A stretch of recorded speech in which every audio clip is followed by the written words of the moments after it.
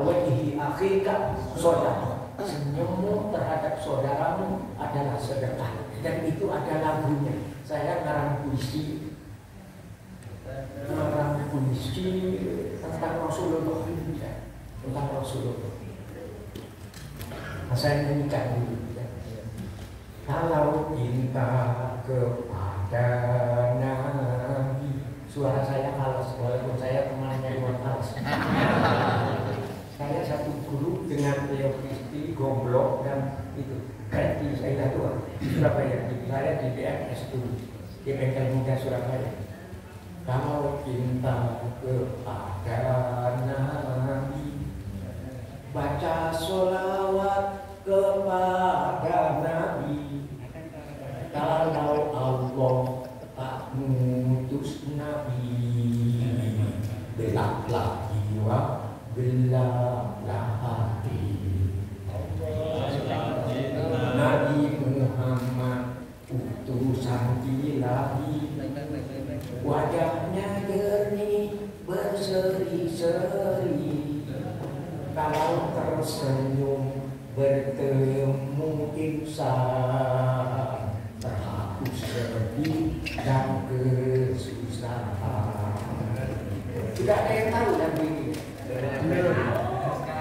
Ya sudah. Tahu aja. Untunglah saya tidak dapat royalti itu. Ya, di Jakarta ada penyanyi mau menyanyikan ini, jadi terbukti jangan jadi mantet bintang persen kakek pulau royalti. Enggak lah, nyanyi karena itu sebanyak-banyaknya, aku tidak usah dikasih. Ya, aku dapat alat dari Allah saja. Nah, ini tak kalah pentingnya. Begitu orang tanya kepada saya, gimana untuk mendapatkan senyumnya Rasulullah? Jadi kalau kamu sedih susah. Dan tadi ada kata, kalau tersenyum bertemu insan, terhapus sedih dan kesusahan. Jadi kalau kamu sedih dan susah, baca sholawat yang sebanyak-banyaknya. Tiba-tiba Rasulullah akan tersenyum dalam hatimu, dan dalam waktu yang singkat kesusahan dan kesedihan dalam hatimu akan diusir oleh salawat yang kamu bacakan, tanda cintamu kepada Rasulullah. Betul? Betul. Ya. Akhlak Nabi bagai bunga-bungaan, harum semerbak tiada tandingan. Wahai Nabi, wahai junjungan, kami senang mengikut Tuhan. Ada yang lebih senang jadi ikut Rasulullah? Enggak ada. Ikut istri, dia lagi ikut istri, kerasa minta duit untuk belanja kan gitu. Ikut suami juga. Kalau ikut Rasulullah dengan khawatir, ikut Rasulullah. Dan itu harus dihayati dalam hati, ikut Rasulullah. Jadi ketika sholat, kita sholat seperti Rasulullah. Shollu kama ra'aitumuni usolli, sholatlah kamu sebagaimana aku sholat. Jadi kalau kita sholat kita itu kalau seperti Rasulullah menjadi fotokopinya Rasulullah. Senyum kita ketemu orang miskin, senyum kita untuk teman-teman, itu senyum kita menjadi fotokopi dari senyumnya Rasulullah. Asal dengan niat kita meniru Rasulullah sallallahu alaihi wasallam.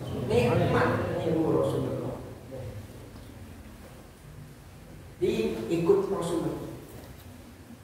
Yang terakhir dulu, takut lupa saya.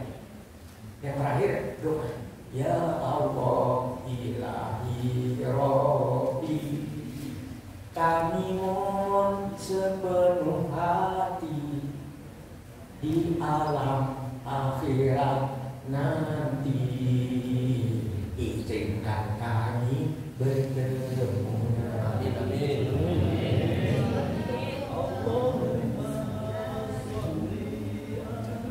Oke, bisa dilanjutkan sendiri. Jadi ini buku seperti ini, nyanyian-nyanyian kecil seperti ini sudah saya tulis 17 buku pelajaran agama untuk anak-anak SD kelas 1. Sekarang diproses untuk terbit, ya. Doakan. Tapi mohon maaf kalau saya di oleh penerbit salah atau enggak?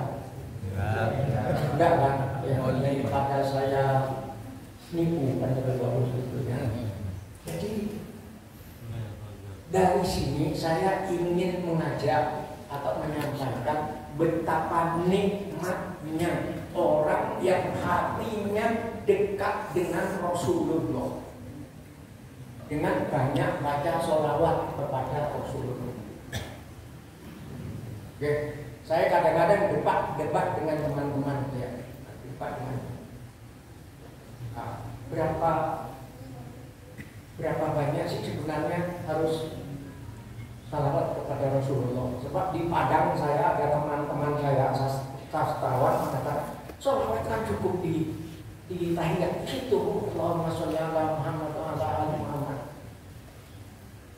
Ya ada orang yang macam aku itu, saya bilang tak cukup hanya membaca sholawat sebanyak 17 kali sehari semalam. Karena kalau zikran itu kan kathiran. Kalau berzikir, baca sholawat itu kan sebanyak-banyaknya. Jadi semakin banyak ingat kepada Rasulullah daripada ingat kepada bintang film. Dan lebih bagus ingat kepada Rasulullah. Saya pernah teruji.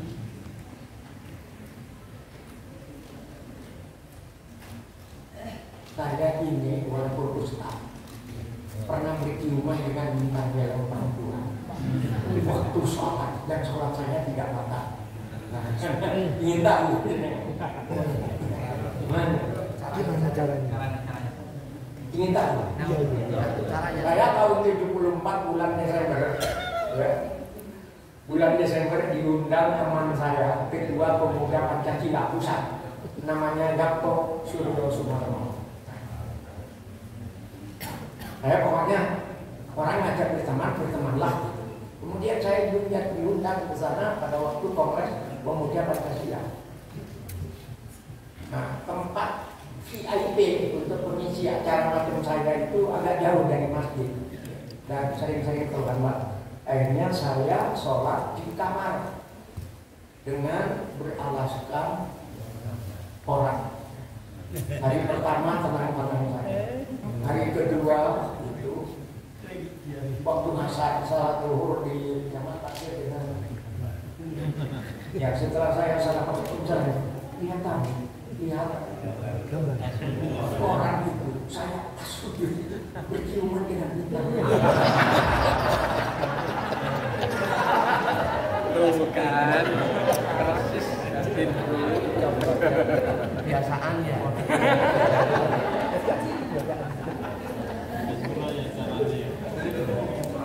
Seru acaranya. Masa dosa saya? Siapa yang berani mengatakan dosa? Oli. Akhirnya ketika maghribnya saya kilap orang itu wajah bintang filmnya itu iklannya sabun lux. Akhirnya kenal juga dengan bintang filmnya. Tidak, walaupun saya sujud lagi, dia mengangkat ke bawah. Alhamdulillah saya tidak ingat lagi sama dia. Jadi dari sini kita perlu menjaga hati,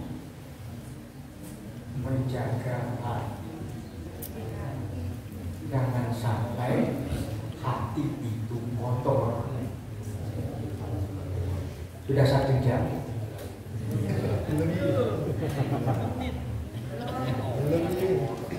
Rasulullah pernah bersabda, "Ana fil jasadi mudghah.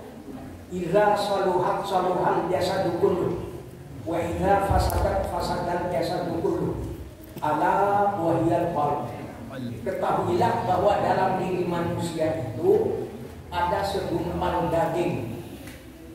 Kalau bagus segumpal daging itu akan bagus seluruh tingkah laku dan perbuatannya sampai bicaranya. Tapi kalau jelek segumpal daging itu akan jelek pula akhlaknya, tingkah lakunya, bicaranya pun akan kotor. Ketahuilah segumpal daging itu adalah qalbu.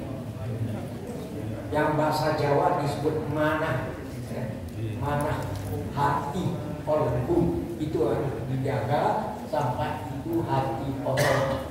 Kalau saya sekarang ngomong begini kurang ajar ini hadirin, duduknya tidak benar. Ketika saya bicara sampai ngomong dengan temannya sendiri, ini pertanda saya ngaku kepada panjenengan bahwa hati saya kotor. Tidak usah ngomong hati saya kotor, tidak usah. Saya misu-misu sama panjenengan. Karena itu mau pendidik yang baik sebaiknya menggunakan bahasa yang sopan. Jangan sampai hadirin itu tersinggung hatinya karena caci maki atau kata-kata ganas dari tamu yang membuat tadi orang tidak akan hadir lagi kepada pengajian. Tapi kalau hati kita bersih, contoh hati yang bersih, kata-katanya tidak pernah menyakiti orang lain. Tingkah lakunya tidak pernah membuat orang lain tersinggung. Dan ini menjadi penting. Orang akan menilai kemuliaan kita, akan menilai kemuliaan kita dengan kata-kata yang kita ucapkan, dengan lirikan mata yang kita lakukan. Jadi lirikan mata yang liar itu menunjukkan bahwa hati kita juga liar. Disinilah pentingnya Rasulullah diturunkan ke dunia untuk memperbaiki akhlak manusia, akhlak kepada guru. Perlu akhlak kepada guru. Ya. Nah, kalau sekarang kan ada lagu itu, lagu yang bunyinya, yang namanya guru adalah pahlawan tanpa tanda jasa.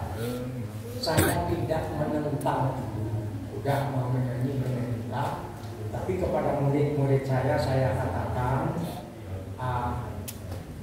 berilah penghargaan, penghormatan yang setinggi-tingginya kepada guru kita.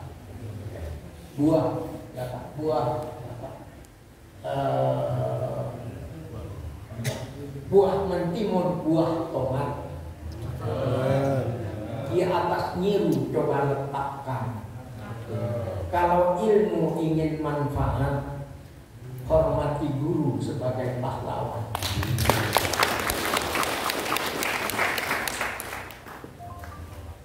Jadi menghormati guru sebagai pahlawan. Bukan kemudian dari hormati gurumu. Guru itu kan pahlawan tanpa tanda jasa. Guru terus bahkan saya ada guru yang sudah 94 tahun dekat sekolahnya Pak Kepala Pemerintah, ibaratnya man sekarang di Sumeneb itu namanya Pak Ali. Ternyata ada guru saya masih hidup. Saya minta fotonya. Setelah karena saya lukis, saya lukis guru saya itu namanya Pak Muhammad Ali. Setelah selesai, saya minta antarkan ke rumahnya, saya antarkan, senang sekali. Oh iya, kamu dulu waktu sekolah kan bagus gambarmu, sampai sekarang masih melukis. Iya Pak, iya, karena saya dengan waktu di sekolah itu melukis itu ayam dimakan ular, kan? Ikan terbelah. Tidak pernah dibayar oleh sekolah. Jadi setelah saya tua, saya melukis itu Kiai Haji Ahmad Dahlan dengan Kiai Ahmad Dahlan di Unmu Surabaya itu. Ketika rekornya Zainuddin Maliki, saya yang melukis itu. Tapi ada yang lebih banyak, 60 lukisan pahlawan NU yang di Gedung Astra Kawan. 60 kiai saya melukis.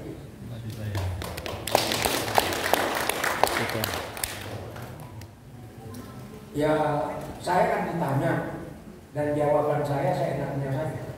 Kok bisa melukis 60? Itu apa resepnya? Bisa melukis 60 ya itu. Apa resepnya? Tidak ada resepnya, tapi ada karenanya. Karena apa? Karena bayar.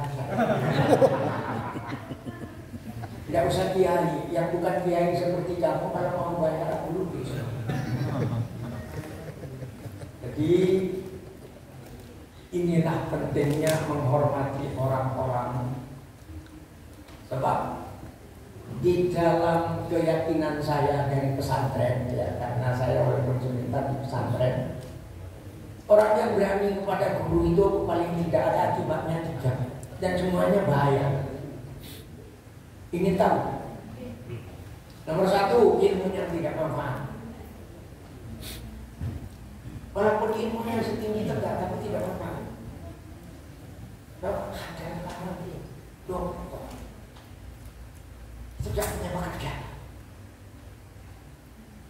ngajarnya pun itu malah ada yang ngajar di SMK.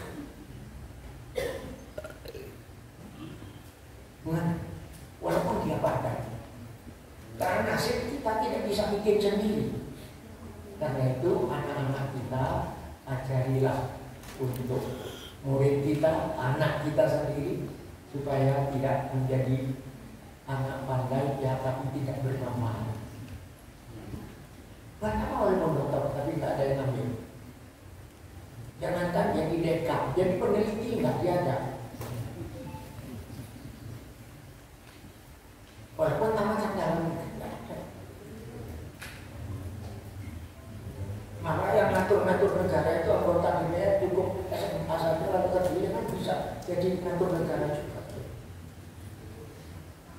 Jadi itu bahaya orang yang berani kepada guru. Yang kedua, orang yang berani kepada guru itu omongannya tidak laku. Omongannya tidak laku. Kalau pintar ngomong, ya ditanggap kayak tontonan aja, bukan untuk dimasukkan ke dalam hati. Jadi ada yang ngomongnya itu begitu, tapi tidak ada orang yang mereken dia ini orang yang bermanfaat hidupnya, hanya untuk ditanggapi omongannya yang nyeleneh-nyeleneh itu ada. Jadi omongannya tidak dihargai oleh orang. Yang ketiga, itu sangat berbahaya. Berani kepada guru, matinya su'ul khatimah. Ya, su'ul khatimah itu kan sama dengan mati kafir. Nah itu di zaman sekarang ini sampai saya mau mengeluarkan puisi. Puisinya begini. Yang di depan Pak Jokowi bisa dilihat di situ pidato Zawawi Imran depan Presiden Jokowi. Ada puisi nanti kalau mau buka ya. Saya mengucapkan puisi pendek judulnya Telur. Tubur ayam yang mengeluarkan telur itu lebih mulia dari mulut intelektual yang menjanjikan telur. Dengan cara ditok, tapi tidak pernah keluar telur. Kalau sama ayam tidak pernah janji, tapi tiap hari keluar telur. Selanjutnya dari sini ketika kita kembangkan, sebenarnya agama Islam itu agama amal, tapi wajib beriman. Kalau tidak beriman tidak diterima amalnya, kan gitu. Jadi beriman saja tidak beramal, ya apa sama dengan tadi yang hanya menjanjikan. Karena agama Islam itu bukan hanya yang kita bicarakan, bukan hanya yang kita ceramahkan, bukan hanya yang kita kuliahkan, bukan hanya yang kita ajarkan. Agama Islam itu utamanya adalah apa yang kita amalkan. Islam yang diamalkan. Rasulullah pernah bersabda, diriwayatkan oleh Ibnu kemanjang yang bunyinya laisal iman di tamanni walakin ma waqa'a fil qalbi wa saddaqahul amal, yang disebut iman itu bukan hanya berangan-angan saya mau masuk surga nanti, saya mau ketemu dengan Rasulullah, itu berangan-angan namanya. Tapi yang disebut iman menurut Rasulullah sendiri adalah apa-apa yang benar-benar ditanam di dalam hati, tapi dibuktikan dengan perbuatan. Jadi kalau tidak ada perbuatannya, berbahaya itu. Karena ada syair yang bunyinya al ilmu bila amalin kasyajari bila amalin, ilmu yang tidak diamalkan sama dengan pohon yang tidak berbuah. Jadi tauhid itu adalah benar-benar menomorsatukan Allah. Sekali lagi, yang nomor satu hanya Allah. Yang nomor satu hanya Allah, ya. Yang namanya istri, orang tua, nomor sekian. Yang nomor satu adalah Allah. Cuma indahnya orang yang menomorsatukan Allah ini bukan hanya untuk Pak Kepala Kemenang dengan Ibu, tapi untuk semua kita, termasuk saya pengantin tua. Ya. Saya sudah 81 tahun. Jadi begini, yang namanya tauhid itu menomorsatukan Allah. Lantas suami istri bagaimana dalam pandangan Islam, dalam pandangan orang yang bertauhid? Ibu di belakang, saya mohon didengarkan, deh. Ya, saya tidak akan marah, tidak punya waktu untuk marah, deh. Tapi mohon didengarkan. Tidak mendengarkan pun tidak apa-apa, cuma jangan bikin rame. Saya tidak marah. Sebab marah itu tidak menyelesaikan masalah, paling jadi musuh. Jadi begini, ya. Dalam orang yang bertauhid kepada Allah, suami itu bukan pujaan, istri bukan idaman. Suami istri adalah teman berjamaah dalam mengagungkan Allah.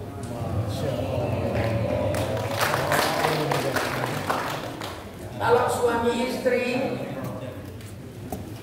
berjamaah dalam mengagungkan Allah, suami membaca waladhdallin, istri dengan anak-anak membaca dan itu ada saksinya. Bukan idaman. Saksinya siapa? Allah sendiri menyatakan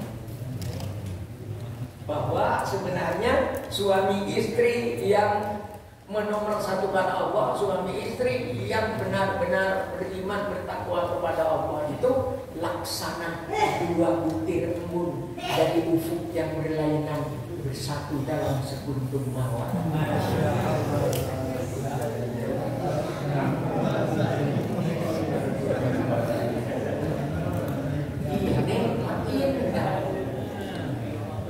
Tapi kalau itu tidak dirasakan bahwa kita ini bersatukan, tapi ini tolong video ini matikan, barangkali nggak enak yang ini. Apakah Allah menyuruh aku menerima kamu? Ya silahkan. Tapi saya ini tidak bermaksud berkurang. Itu indahnya orang yang menomorsatukan Allah, itu aja. Jadi istri itu boleh tanya kepada suami, Mas, tahu bedanya kamu dengan hujan? Hah? Tahu bedanya kamu dengan hujan? Suaminya itu walaupun tahu, pernah diajar oleh Salawi Imran. Pura-pura tidak tahu adikku apa bedanya aku dengan hujan. Kalau hujan, Mas, hanya boleh meresap ke dalam bumi, tapi sampean yang meresap ke dalam hati dan sekujur tubuh.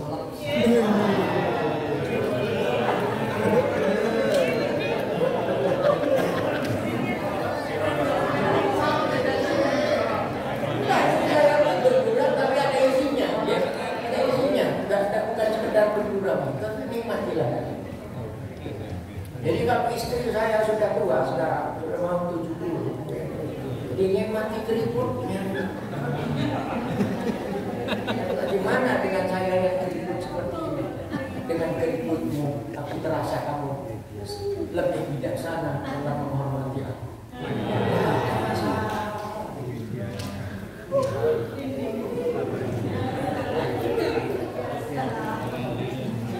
Kalau suami mau pergi, gimana? Kalau bertakwa sampai 15 hari dulu, sampai ke rumah, kemana? Kalau asal, kantor. Ya pamitnya yang baiklah. Istriku, kalau mendung hitam sudah di atas kepala, jangan lama hujan turun ke bumi. Kalau angin bertiup dengan kencangnya, jangan larang daun-daun kering berguguran. Kalau senyummu istriku selalu mekar laksana bunga melati yang mekar. Jangan larang aku tetap setia dan menghargai padamu. Dengan hati yang tulus,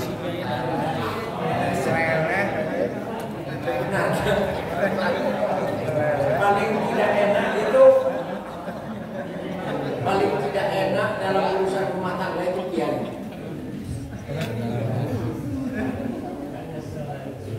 Kenapa? Ayo, siapa bisa nebak? Sudah 1 jam. Betul? 1 jam. Belum Pak. Ingin tahu semua kiai godaan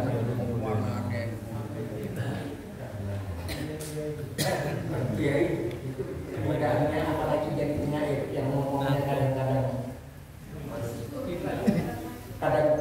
kayak merayu walaupun tidak untuk merayu.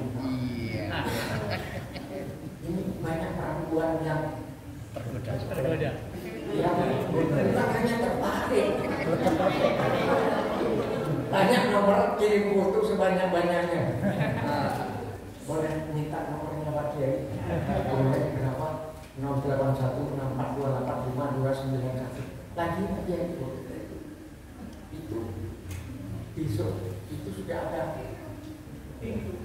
ilahnya. Kalau yang kirim foto itu fotonya kebetulan cantik. Walaupun setelah ketemu belum tentu. Kebetulan. Jadi ini ujian. Sebab kadang-kadang kalau ketemu yang paling bahaya kalau ketemu. Saya pernah menolak lamaran seorang kaya punya toko 4, kemudian punya kios di pasar 13. Yang luar biasa di luar Jawa.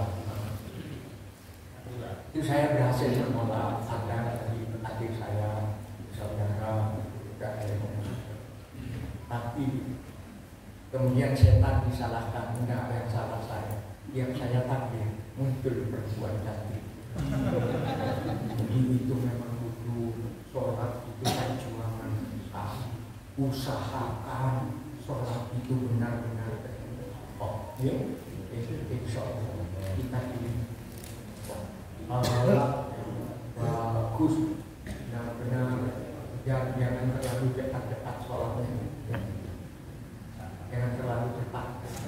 Nah, di sini barangkali ada yang agak cepat sholatnya. Jadi at-tahiyyatul mubarakatus sholawatut thayyibatul lillah.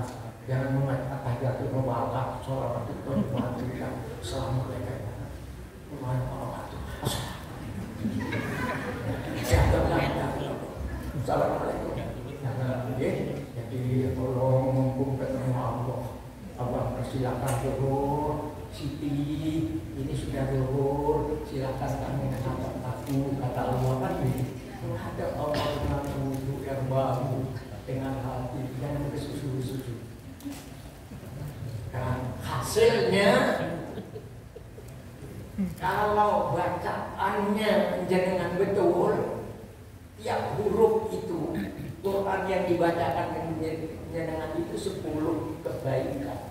Dan itu yang akan menginspirasi diri kita. Walaupun Qurannya kita baca dengan mulut sendiri, tapi itu firman-Nya Allah terdengar oleh telinga kita, masuk ke telinga, menciptakan hati, kemudian oleh jantung dikirim dengan dengan kurang lagi ke seluruh tubuh sehingga tubuh kita itu terinspirasi, terilhami oleh nilai-nilai Allah.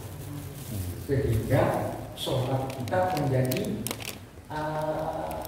kenikmatan yang lebih ya. Jadi sampai ada kiai yang bilang ada yang lebih enak dari kamu berhubungan dengan istrimu. Apa kiai? Ketika kamu sholat benar-benar khusyuk menghadap Allah. Ya, jadi ini bukan ngibul saya sungguhan. Itu ada yang lebih enak dari itu. Padahal itu kan terus terang ini ngomong sama Tuhan.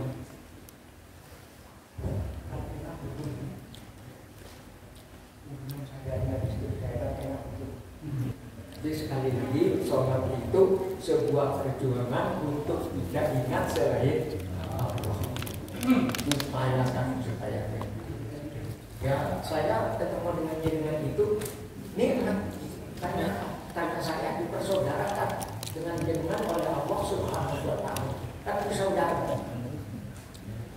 Betul atau enggak? Innamal mu'minuna ikhwan.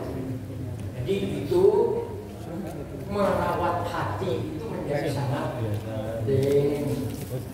Nah, suami istri kalau ikatannya bagus, cintanya benar-benar dirawat dengan baik, luar biasa. Tambah tua, menempatkan diri jadi tua, tapi tetap remaja.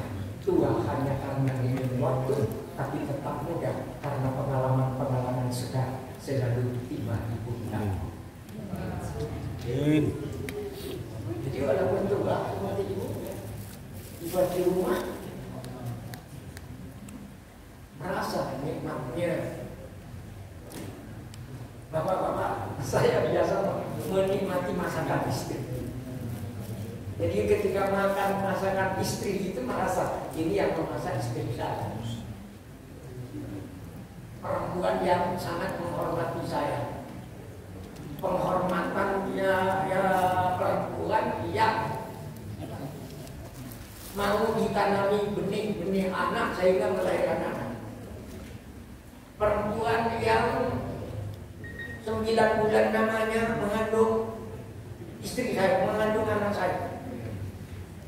Perempuan yang menyusui anak saya sampai 1 tahun setengah. Perempuan yang mencuci baju saya. Perempuan yang menyemirkan sepatu saya. Perempuan yang nyetrika baju saya dulu, sekarang sudah anak-anak. Itu kalau dihargai, ya, kalau dihargai sama dengan kepada ibu kita yang namanya istri, ya. Jadi kepada istri boleh dikatakan kalau ada hutang yang tak mampu aku bayar, hutangku padamu wahai istriku. Gimana kalau kita seperti itu?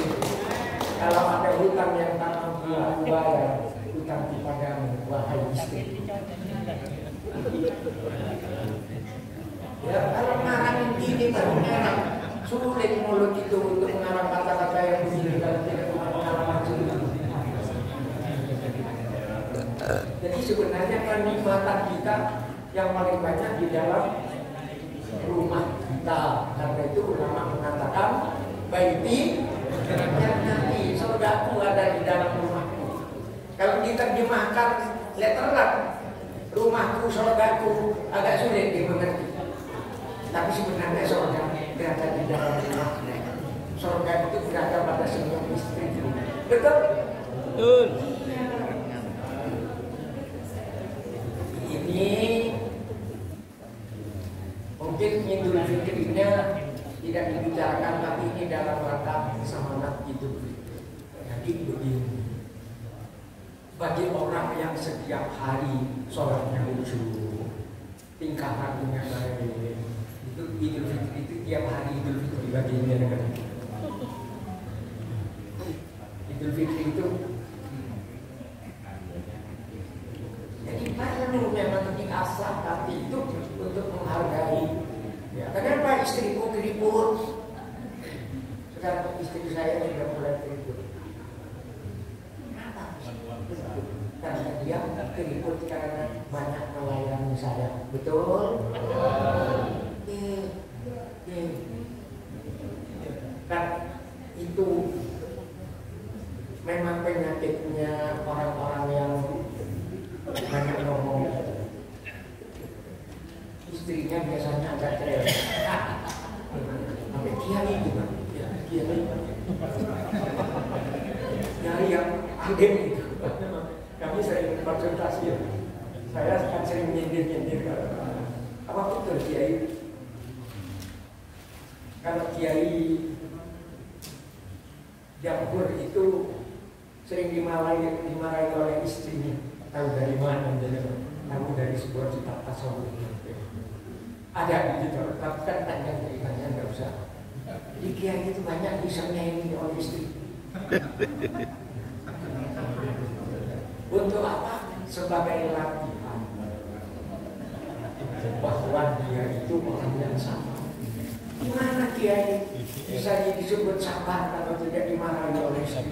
Selain istrinya siapa yang berani marah sama dia? Yo, nggak ada. Jadi memang digerakkan istrinya itu oleh Allah untuk ujian. Tapi itu ada caranya. Saya itu istri saya itu agak pemarah dan kadang-kadang sangat pemarah. Ada menantu saya di luar.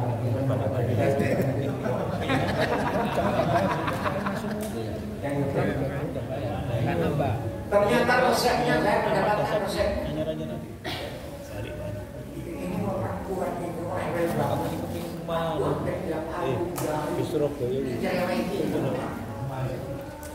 Akhirnya saya memberikan jawab dulu ya. Istri saya ini mau marah kepada siapa? Kepada laki-laki lain. Dipendungi oleh tetangganya. Jadi memang dia marah kepada saya. Memang sebagai ujian apakah saya ini laki-laki yang sabar atau makan radian. tapi kadang-kadang tidak sama. Makannya radian.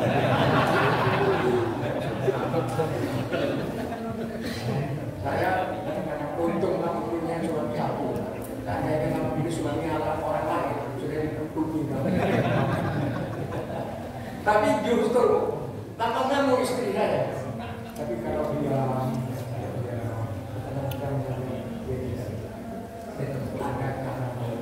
kalau dimarahi istri jangan melawan.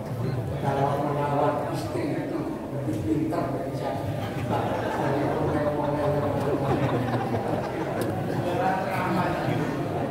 Jadi ini juga masuk kekuasaan Allah juga.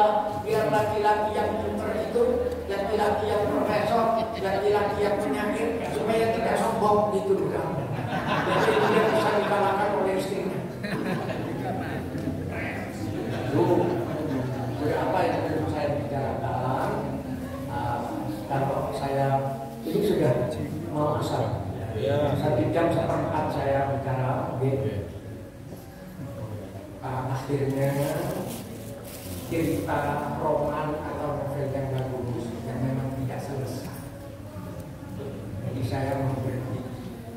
Jadi kalau memang kurang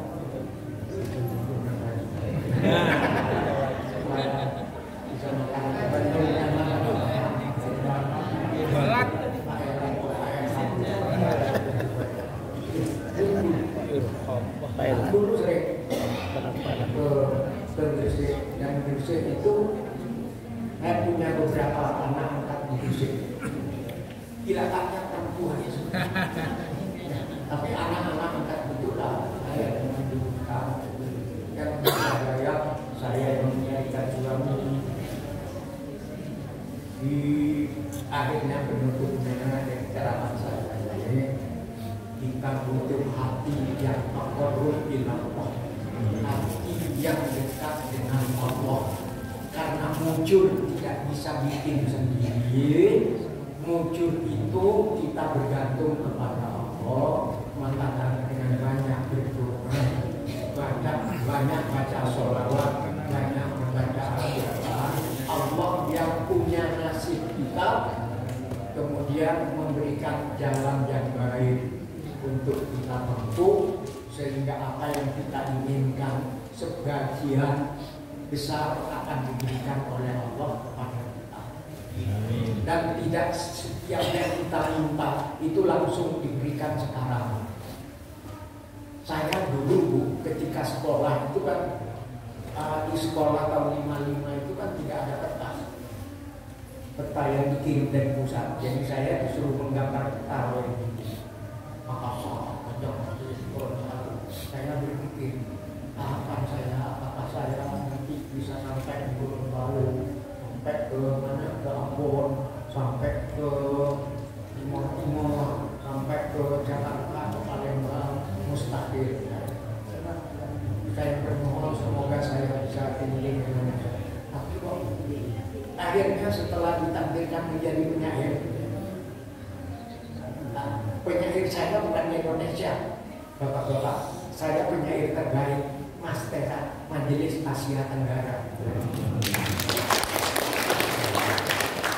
Bukan hanya itu, lebih dari itu, saya penerima dari Southeast Asia Right Award.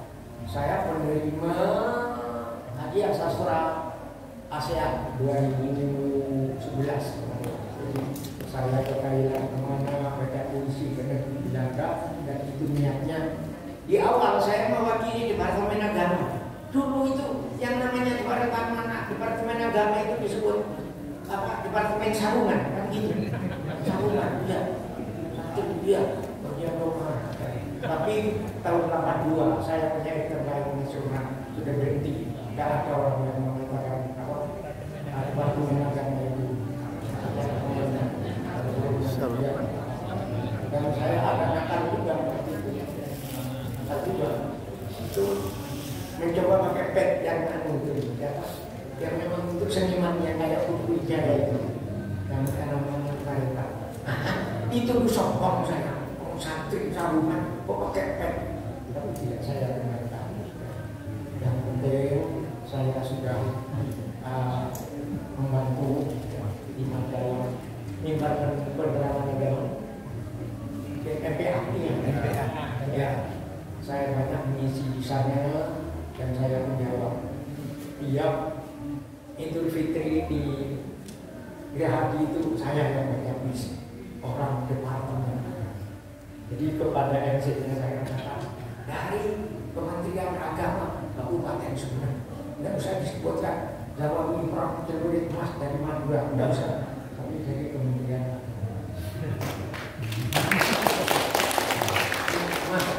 Akhirnya ya, Anda perlu disimpulkan. Kalau Anda membeli galah, jadilah bambu di Surabaya. Kalau ada ucapan saya yang salah, berikanlah maaf kepada saya. Allahumma qawwil umurana wa thabbit imanana wa ahsin akhlaqana wa wasi' arzaqana wa adkhilna jannata wa qina minan nar. Ya Allah, Tuhan kami warga Kementerian Agama Kabupaten Gresik berkumpul di aula ini, ya Allah, ingin menyatukan pikiran bahwa tidak ada yang lebih indah di dunia ini daripada berbakti menomorsatukan Engkau, ya Allah. Karena Engkau yang nomor satu, karena Engkau, ya Allah, yang menentukan nasibku. Tolong pilihkanlah nasib yang baik untuk saya dan istri saya dan suami saya dan anak-anak cucu saya. Ya Allah, Tuhan kami, kesehatan orang bisa membeli obat, ya Allah, tapi belum tentu bisa membeli kesehatan. Karena itu kami serahkan jasad kami kepada Engkau, ya Allah. Kami mohon kesehatan kalau perlu tanpa obat. Dan kalau kami diberi penyakit, ya Allah, tolong kami cukup diberi penyakit yang kami masih mampu untuk membeli obat. Kami mohon kepada Engkau, ya Allah, hati kami kadang-kadang lupa ketika sholat, ketika beribadah kepada Engkau. Bisikanlah hati kami, ya Allah. Jadikanlah ketika kami menghadap Engkau, ya Allah, hati kami hanya bertuju kepadamu dan hanya menyembah kepadamu dan hanya bertuhan kepadamu, ya Allah. Selain Engkau tidak ada Tuhan. Tuhanku hanya Engkau, ya Allah. Karena itu kami mohon dibimbing agar hidup kami ini selalu punya nilai ibadah. Kami mencintai istri kami, semoga menjadi bagian dari muamalah yang berisi ibadah. Kami menghormati orang banyak, kami melayani masyarakat, semoga tercatat sebagai amal soleh ya Allah. Hidupkanlah kami dalam iman dan Islam. Kemudian anak-anak kami, mohon ya Allah, jadikanlah anak-anak yang soleh, anak yang solehah. Kalau kami sudah berada di dalam kubur nanti, semoga anak-anak kami tetap menghormati kami dengan membaca, dengan banyak membaca doa kepada kami. Ya Allah, hidup kami akan berakhir. Kami semua akan dicabut nyawa kami oleh malaikat Israel ya Allah. Kami mohon kepada Engkau ya Allah, ketika tiba saatnya kami mati, matikanlah kami bersama iman dan Islam. Matikanlah kami dengan iman dan Islam. Matikanlah kami dengan iman dan Islam. Matikanlah kami dengan husnul khotimah. Ya Allah, di kubur nanti kami akan diperiksa oleh malaikat munkar dan nakir. Tolong dibimbing lidah dan bibir kami, ya Allah, untuk bisa menjawab semua pertanyaannya malaikat munkar dan nakir. Ampunilah dosa-dosa bapak kami dan kakek nenek kami. Jangan masukkan beliau ke dalam neraka ya Allah, sebab mereka adalah orang yang berjasa kepada kami. Ya Allah, pada masyarakat nanti kami mohon dikumpulkan dengan Rasulullah ya Allah. Kami mohon masuk surga dan izinkan kami kembali mencium tangannya ayah dan ibu kami. Izinkan kami untuk memeluk anak-anak kami dan cucu-cucu kami atas ridho-Mu ya Allah dan syafaatnya Rasulullah sallallahu alaihi wasallam. Rabbana hab lana min azwajina wa dhurriyyatina qurrata a'yun waj'alna lil muttaqina imama. Rabbana atina fid dunya hasanah wa fil akhirati hasanah wa qina adzabannar. Subhana rabbika rabbil izzati amma yasifun wa salamun alal mursalin. Alhamdulillahi rabbil alamin. Puisi